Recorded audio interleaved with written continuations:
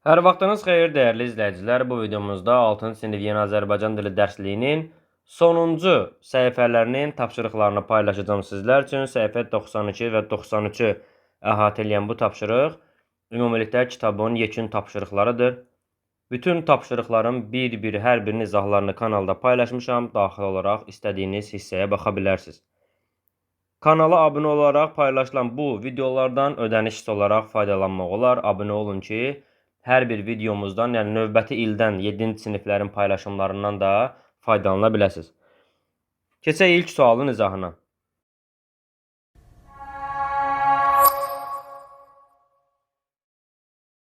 Sayılardan sonra gələn isimlərin yazılışına diqqət edin. Cümlələrdəki qrammatik səhvləri düzəldin.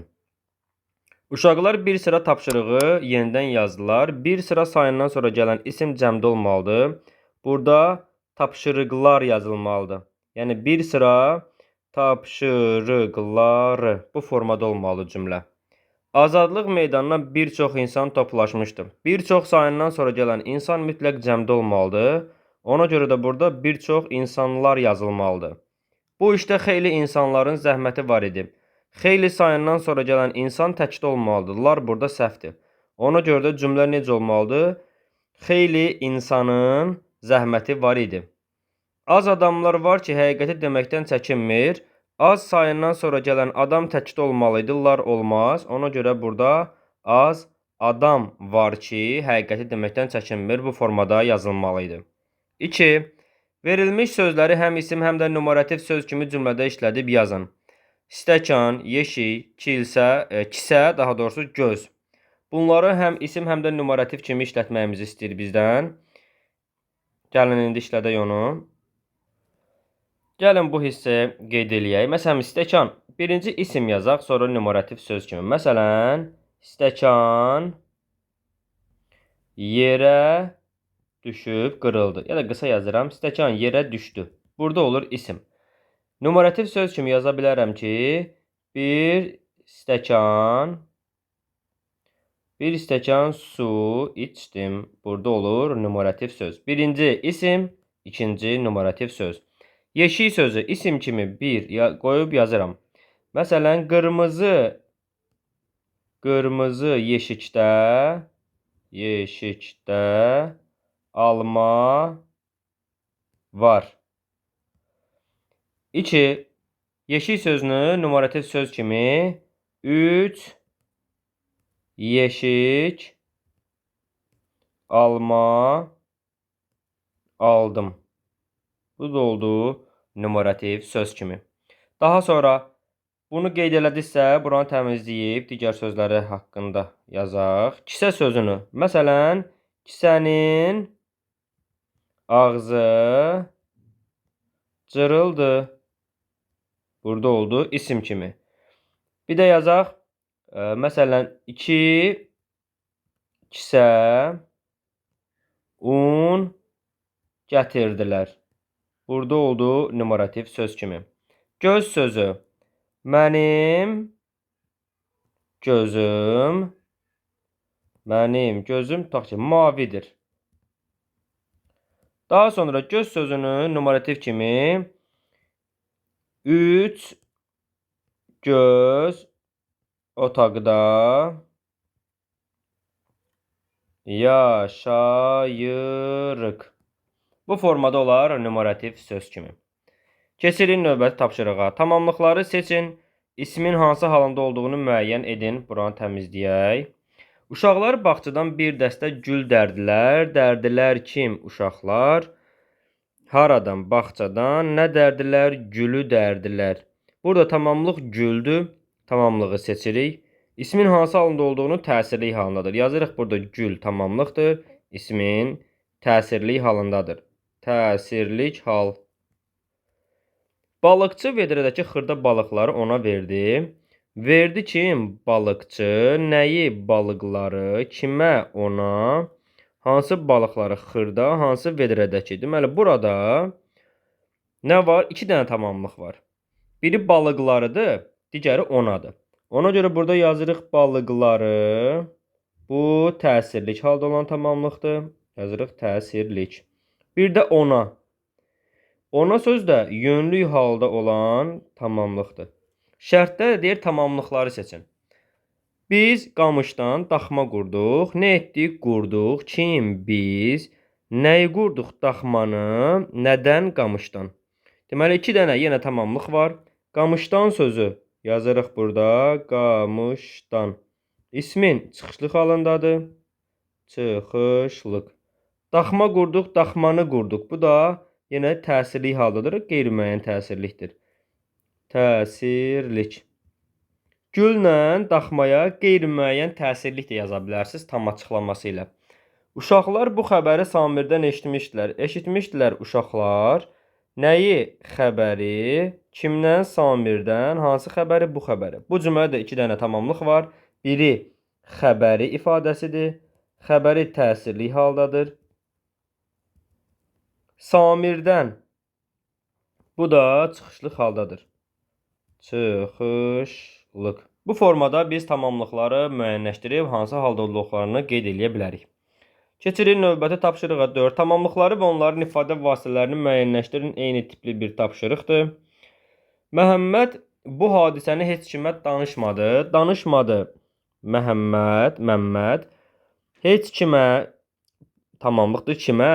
Nəyi hadisəni? Hansı hadisəni? Bu hadisəni. Burada yenə 2 tamamlıq var. Biri hadisənidir. Hadisəni. Bu təsirlik haldadır. Təsirlik. Digəri heç kimə. Heç kimə. Bizdən hallarını istəmir. Onların ifadə vasitələrini istəyir. Yəni, nə ilə ifadə olunduğunu istəyir. Deməli, ona görə hadisəyə yazırıq isim.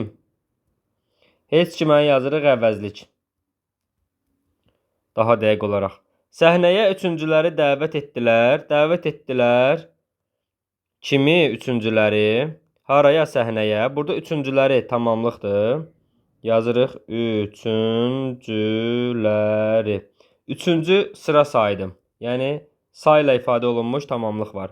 Oğlanlar dünənki futbol oyununu müzakirə edirdilər. Müzakirə edirdilər kim? Oğlanlar. Nəyi? Futbol oyununu. Hansı futbol oyunu? Dünənki. Burada tamamlıq futbol oyunudur. Futbol oyunu. Bu da ismi birləşmə ilə ifadə olunub. Qarşısına tire qoyub yazıram. İsmi birləşmə. Birləşmə. Əkib becərməyi babasından öyrənmişdi. Öyrənmişdi nəyi? Əkib becərməyi kimdən? Babasından. Burada 2 dənə tamamlıq var. Birincisi əkib becərməyidir. Yazırıq burada. Əkib becərməyi. İfadə olunub məstərlə. Məstər, yəni feillə. Digər tamamlıq da babasındandır. Babasından. Bu da isimlə ifadə olunub. Yazırıq isim.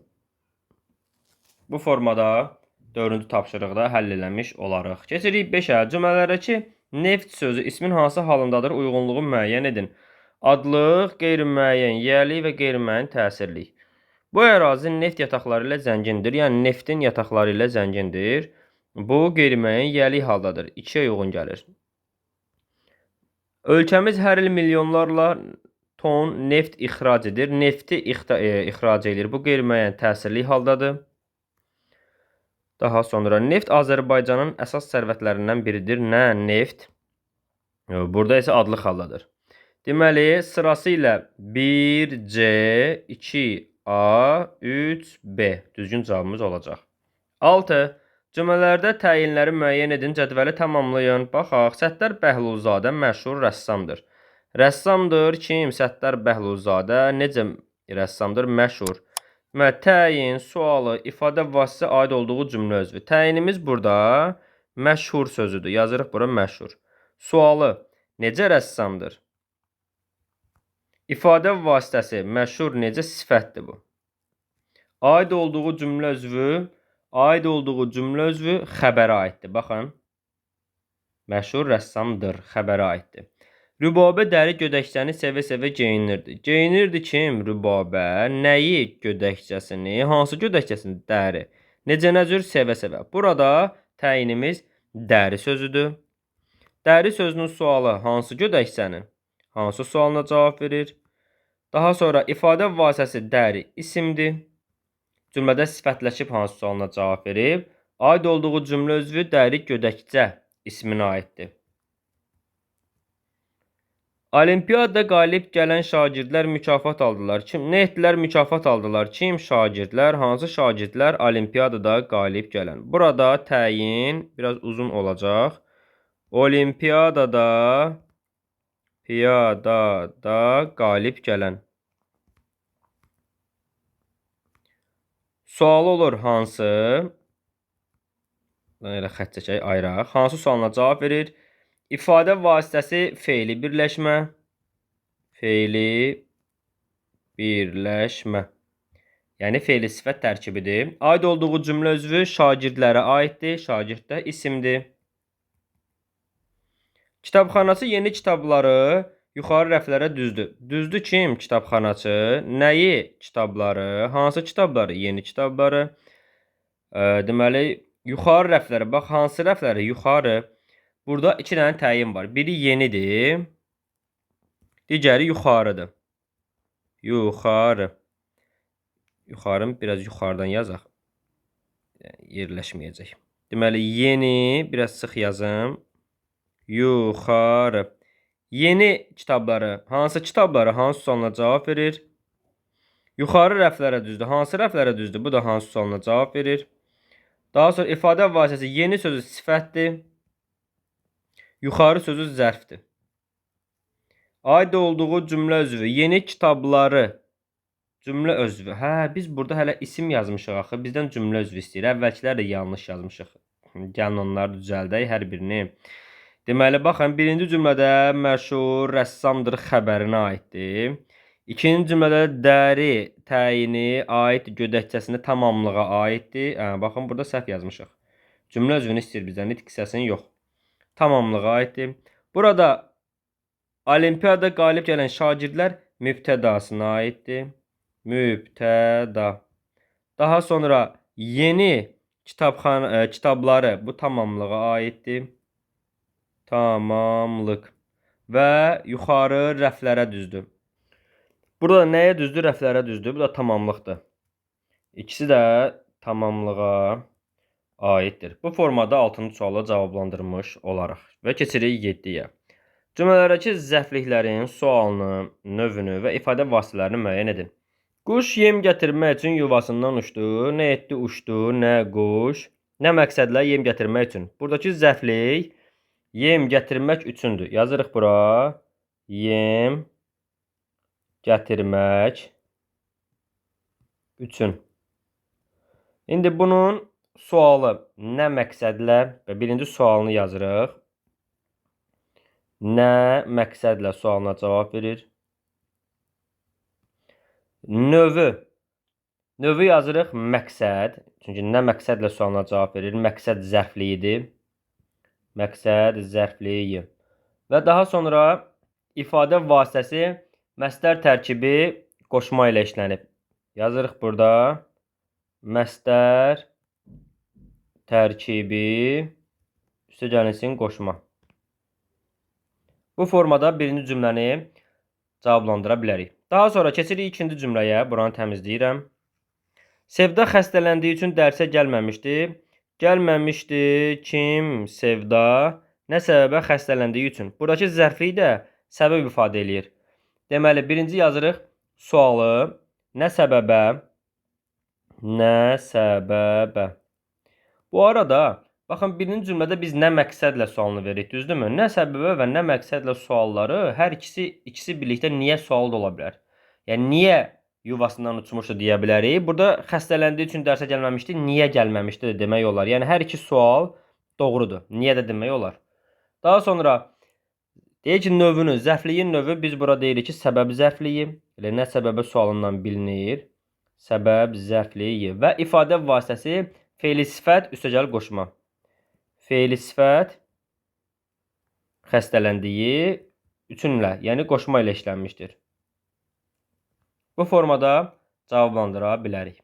Daha sonra keçirik digər cümləyə. Alovun qarşısını güclə aldılar. Aldılar Nəyi alovun qarşısını necə nəcür güclə. Güclə burada bizim zərfliyimizdir. Yazırıq güclə. Sualı olacaq. Necə nə cür aldılar? Nə tərzdə aldılar? Elə necə yazaq sualı. Daha sonra növü, güclənin növü tərzi hərəkət. Tərzi hərəkət zərfliyi və ifadə vasitəsi zərf. Keçirik növbəti cümləyə. Mən onu uşaqlıqdan tanıyıram. Tanıyıram ki, mən kimi onu nə zaman uşaqlıqdan. Burada uşaqlıqdan, nə vaxtdan, nə zamandan. Uşaqlıqdan zərfdir. Uşaqlıqdan. Yazırıq sualı. Nə zamandan, nə zamandan və ya nə vaxtdan o da olar. Nə məna bildirir? Növü zaman zərfliyidir. Zərfliyi. İfadə vasitəsi uşaqlıq isimdir. Çıxışlı halda olan isim. Daha sonra 5-ci cümləyə keçirik. İrəlidə çoxlu qaraltı görünürdü. Görünürdü nə qaraltı? Nə qədər çoxlu? Harada? İrəlidə. Buradakı zərfliyimiz irəlidədir. İrəlidə. Bu harada sualına cavab verən yer zərfliyidir. Növü olacaq yer zərfliyi. Sualı yazdıq harada. İfadə vasitəsi olacaq zərf. Keçirik növbəti suala. Bu məsələni sizə dəfələrlə xatırlatmışam. Xatırlatmışam mən. Nəyi məsələni, hansı məsələni, bu məsələni kimə, sizə, nə qədər dəfələrlə. Buradakı zərfimiz olacaq dəfələrlə zərfi. Dəfələrlə. Yəni nə qədər xatırlatmışam, nə qədər sualına cavab verir. Nə qədər sualı hansı sayın növüdür, daha sonra hansı zərfin növüdür, kəmiyyət zərfinin növüdür. Yazırıq kəmiyyət zərfliyi. Və dəfələrlə sözü hansı nitq hissəsidir? Zərfdir. İfadə vasitəsi olacaq zərf. Deməli, hər 6 cümlənin tərkibində olan zərfliklərin həm sualını, həm növünü, həm də ifadə vasitəsini qeyd elədik. Keçirik növbəti suala. Hansı misralarda söz sırası pozulub? Söz sırasını bərpa etməklə həmin cümlələri bir daha oxuyun, fərqi izah edin. Mən səndən bir yaşıl budaq istədim, sən mənə bəxş etdin zümrüd meşələr. Deməli, bu cümlədə necə olmalıdır əslində? Mən səndən bir yaşıl budaq istədim, bu doğrudur. Sən mənə zümrüd meşələr bəxş etdin olmalıdır. Cümlə sən mənə zümrüd meşələr bəxş etdin. Dəyişir donunu meşə, dağ, dərə, al əlvan geyinir, hər təpə, hər dağ. Burada ikisi də dəyişməlidir. Necə olacaq? Meşə, dağ, meşə sözünü səliqəsiz yazdım. Meşə, dağ, dərə, donunu dəyişir. Donunu dəyişir. İkinci cümlədə al əlvan geyinir, hər təpə, hər dağ. Hər təpə, hər dağ, al əlvan geyinir. Bu formada biz söz sırasını daha doğrusu misralarda bərpa eləyə bilərik. 9. Dördündən biri orfoqrafik normalara uyğun deyil. Görünür söz, bu uyğun deyil. Bu söz yazılmalıydı. Görünür sünüz. Bu formada yazılmalıydı. Oxudu düzdür, bilməz düzdür, düşünüb düzdür. Burada cavab oldu A variantı. Qırdıq düzdür, büküb düzdür, baxarlar səhvdir. Burada söz yazılmalı deyə baxarlar. Yəni R ilə yazılmalıydı. C səhvdir. Bəzəmişdir düzdür. Qurdular düzdür, çıxarlar düzdür, bişirmişəm düzdür, düzəcəm səhvdir. Bu söz yazılmalıdır. Düzəcəyəm. Bu formada. Cavab D bəndi. İşləmisiniz düzdür, vurmusuz səhvdir. Bu söz yazılmalıdır. Vurmusunuz. Gülərlər düzdür, oxuyub düzdür, cavab oldu B bəndi. 4 dənə sıra var, yəni uyğun olaraq birinci sırada doğru cavabımız olacaq A. İkinci sırada cavab C. Üçüncü sırada cavab D. Dördüncü sırada cavab B. Bu formada biz 9-cu tapşırığı həll edə bilərik. Və davam edirik 10-cu sualdan. Fərqləndirilmiş sözlər orfoqrafik normalara uyğun yazılaq. Bu sözlərin tərkibində işlənmiş la-nın funksiyasına görə uyğunluğu müəyyən edin. Qoşma bağlayıcı zərf düzəldən şəkilçi. Gülərlə Əli sərgidə iştirak edəcəklər. Deməli, Gülər və Əli sərgidə iştirak edəcəklər. Burada bu söz və bağlayıcıdır. Deyir, əvvəlcə orfoqrafik normalara uyğun yazın. Bu necə yazılmalıdır? Gülərlə Əli. Gülərlədəki lə olacaq bağlayıcı. La'nın funksiyası yazırıq bağlayıcı. Nənəm artıq eynəklə də yaxşı görmür. Burada eynəklə sözü yazılacaq eynəklə. Eynəklə yaxşı görmür. Nə ilə? Bu qoşmadır. Balaca olmasına baxmayaraq cəsarətlə cavab verdi. Burada yazılmalı söz cəsarətlə bu formada və cəsarətlə zərf düzəldən şəkilçidir. Yazıram burada şəkilçi. Bu formada deməli düzgün uyğunlaşdırma qursaq 1 olacaq. Qoşma 2-yə 1B-yə aiddir. 1B. 2 bağlayıcı A-ya aiddir. 3 də C. 1B, 2A, 3C. Bu formada düzgün cavabımız olacaq. 11. Mənşə və növbə sözlərinin mənsubiyyətə görə dəyişdirin fərqi izah edin. Gəlin dəyişdirək. Deməli, burada birinci şəxs, ikinci şəxs və üçüncü şəxs qoyaq. Tək və cəm. Mənim, mənşədən başlayaq. Mənim mənşəyim. Sənin mənşəyin. Onun mənşəyi. Fikir verdinizsə. Y bitişdiricisi ilə işləndi. Mənsubiyyətə görə dəyişdiyi zaman.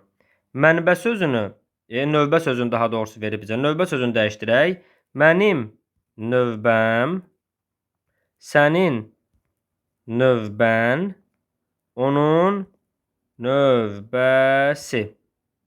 Bu oldu təkdə. İndi keçək cəmə. Bizim mənşəyimiz, sizin mənşəyiniz, onların mənşələri. Növbə sözünü cəmdə işlətsək, bizim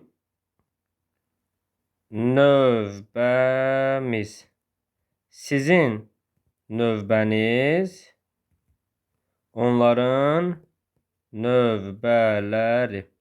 Yəni, növbə və mənşə sözünün mənsubiyyətə görə dəyişdirici zaman yaranan fərq Y və S bitişdiricisi ilə əlaqəlidir. Mənşə, mənbə, mənafe, su bu tipli ifadələr mənsubiyyətə görə dəyişdirirkən Y bitişdiricisindən istifadə olunur. Fərq yazırıq Y bitişdiricisidir. Əsas cavab budur burada. Bitişdirici. Keçirik 12-ci suala. Buranı təmizləyək. Miqdar sayıları ilə işlənmiş şəkilçilərin yazılışına diqqət edin. Cümlələrdəki qrammatik səhvləri düzəldin. Dekabr ayının ikisində həm hal, həm mənsubiyyət bir şəkilçinin tərkibində yazıla bilməz. Bu, ikisində bu formada yazılmalıydı. Türkiyəyə yola düşəcəyəm. Yeni kitab mağazasının açılışı bu ayın 15-dədir. Yenə 15-dədir. Mənsubiyyət, hal, eyni rəqəmlə yazılmış şəkilçinin tərkibində ola bilməz. Bu, belə yazılmalıdır. 15-dədir. Mənsubiyyət ixtisara getməlidir. Deməli, bu tapşırıq bizim ümumiləşdirici təkrarın sonuncu səhifəsi idi. Bundan sonra izahlı sözlük gəlir və izahlı sözlükdən sonra bütün proqram ümumilikdə bitir. Və biz 6-cı sinif Yeni Azərbaycan dili dərsliyinin bütün tapşırıqlarının həm birincisi, həm ikincisi hər birinin izahlarını YouTube kanalımızda paylaşdıq. İstifadə edən hər kəsə uğurlar arzu edirəm. Kanala abunə olaraq videolarımızı bəyənib paylaşmağı unutmayın. Sağ olun.